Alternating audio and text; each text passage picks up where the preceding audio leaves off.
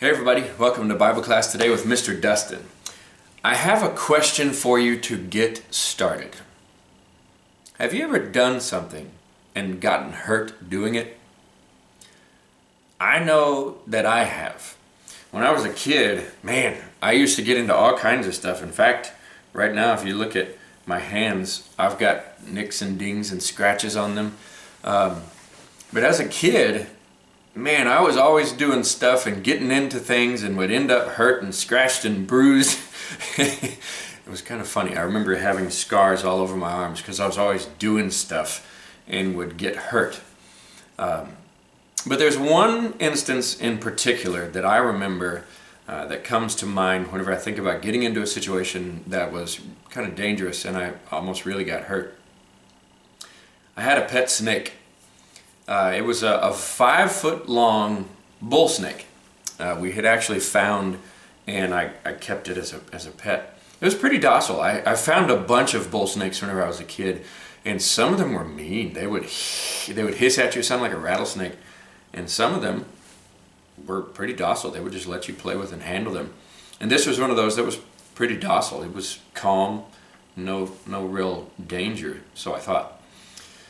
But this one particular day, I would get it out and I would hold it on my shoulders and walk around with it. It was like 5 feet long, and I remember that I got this snake out and wanted to show my brother and his friend, particularly his friend, because my brother, we lived in the same room, so he knew about my snake. So I had it across my shoulders, as I did on most any day. And I don't really know what caused the change. The only thing I can think of is that it had been a little while since I had fed the snake, and it being a reptile, it's very much just built around survival. And so I think this is the only thing that really changed. I don't know. But so one key piece of information, a bull snake is what is called a constrictor, meaning it squeezes things, it wraps around and squeezes things. And I had it up on my shoulders, and for whatever reason, it decided it wanted to squeeze around my neck that day. And I was a little kid at the time. I think I was in 3rd grade, if I remember right. And I started to panic, as one does whenever you're getting choked. And I remember that I was standing in front of my brother and his friend, I don't know, maybe 5-6 feet away. And they just looked at me. They weren't really much help at all. And I really was going, I can't talk, so I can't tell you what's going on, but I'm struggling here. No help. So my mom happened to walk by, and she saw what was going on. She recognized that I needed help, and so she came and she did help me. She took this snake and peeled it off of me, and I was fine. Obviously, I'm here today.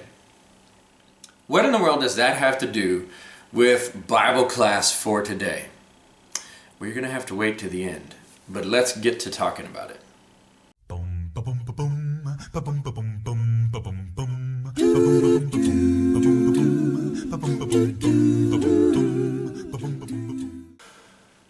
So today we're looking at the story of Hagar, the Egyptian maidservant of Abram and Sarai, and how she really got into a pretty bad situation. So as you probably know, Abram and Sarai were unable to have children. And when he was called, he was 75 years old, and that means Sarai was 65 years old. And they left, and he said, "Go to the place that I will show you. I'm going to bless you. Many nations will come from you," all these things. But whenever he was 86 and Sarai was 76, still no children. So, as was a custom of the time, this was not an unusual thing for them to have done. Sarai decided, maybe we're supposed to have children through Hagar. So, Hagar was given to Abram as a second wife, and Abram and Hagar did have a child. She became pregnant. So at that point, there was some tension that began to develop between Sarai and Hagar, because Sarai was jealous of Hagar. And Hagar apparently became pretty spiteful toward Sarai. So Sarai, she was mean to Hagar because she couldn't stand seeing her pregnant anymore. She was so mean to Hagar that Hagar ran away. And when she ran away, this is what I want to talk about today. God came and spoke to Hagar through an angel. Genesis chapter 16, starting in verse 7. The angel of the Lord found Hagar near a spring in the desert. It was the spring that is beside the road to Shur. And he said, Hagar, slave of Sarai, where have you come from and where are you going? I'm running away from my mistress Sarai, she answered. The angel of the Lord told her, go back to your mistress and submit to her. The angel added, I will increase your descendants so much that they will be too numerous to count. The angel of the Lord also said to her, you are now pregnant, and you will give birth to a son. You shall name him Ishmael, for the Lord has heard your misery. That last phrase, the Lord has heard your misery. And what was she supposed to name her son? Ishmael. Do you remember a name that ends in E-L? E-L, El means God. But what is Ishma? What does it mean? Hears, basically. So Ishmael, as we would say it really.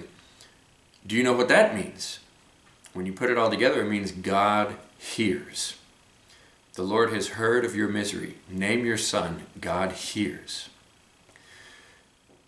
So as far as we know, up until this point, Hagar probably had not experienced the living God in her life. She'd probably heard about him. I mean, she'd been with Abram, the man who gets to hear directly from God, but I don't know that she had heard directly from God herself up to this point, like Abram did.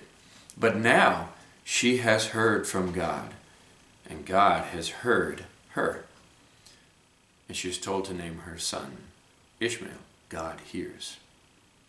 After this, she gives a name to God as she has experienced him. This is picking up in verse 13. She gave this name to the Lord who spoke to her. You are the God who sees me. For she said, I have now seen the one who sees me. That is why the well, the one by the road to Shur, that she was by, she called it Bir Lahai Roi. It is still there between Kadesh and Bered. So she said, you are the God who sees me. And then she names the well Bir Lahai Roi. Why do you think she named the well that? The well, the name of the well, Bir Lahai Roi, means well of the living one who sees me. And so, also from this story, God has another name that he is known by, El Roi, the God who sees. So after being mistreated so badly by someone who knows God and was a follower of God, she runs away. She gets to meet God, though, and recognizes that God sees her. Even in her misery, he had heard of it and he saw her. He is there for her. And he is there for us. He sees us too. God truly was a comfort to Hagar. And I want to read this. This is from 2 Corinthians chapter 1, verse 3 through 7. Praise be to the God and Father of our Lord Jesus Christ, the Father of compassion and the God of all comfort, who comforts us in all our troubles, so that we may comfort those in any trouble with the comfort we ourselves receive from God. For just as we share abundantly in the sufferings of Christ, so also our comfort abounds through Christ. If we are distressed, it is for your comfort and salvation. If we are comforted, it is for your comfort, which produces in you patient endurance of the same sufferings we suffer. And our hope for you is firm, because we know that just as you share in our sufferings, so also you share in our comfort. God comforts us also, just as he comforted Hagar. So back to my story with my so-called pet snake. When I was in trouble, in a bad situation, I needed someone to help me. I had two people sitting right in front of me, my brother and his friend. They were just sitting there looking at me. But they didn't really see me. And since they didn't really see me, they offered me no help at all. They just looked on at my distress, and they brought me no comfort. But as I mentioned, my mom came along and she saw what was going on, and so she intervened. And I think of God much like that. While the world around us and the people around us, they may be looking at us, seldom do they actually see us and see our distress. However, God, he does see us in our distress, and he does recognize it. He saw Hagar, recognized the distress that she was in, and he spoke gently to her. That is our God too. He is El Roi, the God who sees, and he sees us too. So thank you for coming to Bible class today. I hope that you have a great week and a happy new year, and I will see you on Sunday. Take care.